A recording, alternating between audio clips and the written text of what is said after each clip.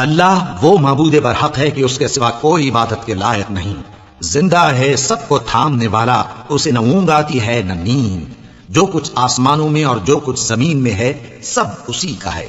کون ہے کہ اس کی اجازت کے بغیر اس سے کسی کی سفارش کر سکے؟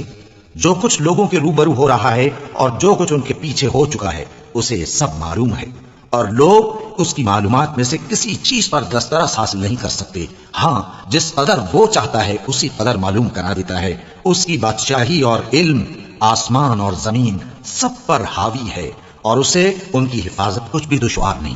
وہ بڑا عالی رتبہ ہے، جلیل القدر ہے۔ دین اسلام میں کوئی زبردستی نہیں ہے، ہدایت صاف طور پر ظاہر اور گمراہی سے الگ ہو چکی ہے۔ تو جو شخص بتوں سے اعتقاد نہ رکھے اور اللہ پر ایمان لائے، اس نے ایسی مضبوط رسی ہاتھ میں پکڑ لی ہے جو کبھی ٹوٹنے والی نہیں، اور اللہ سب کچھ سنتا ہے، سب کچھ جانتا ہے۔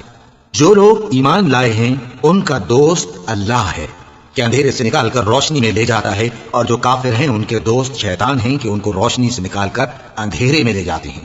یہی لوگ اہل دوزخ ہیں کہ اس میں ہمیشہ رہیں گے۔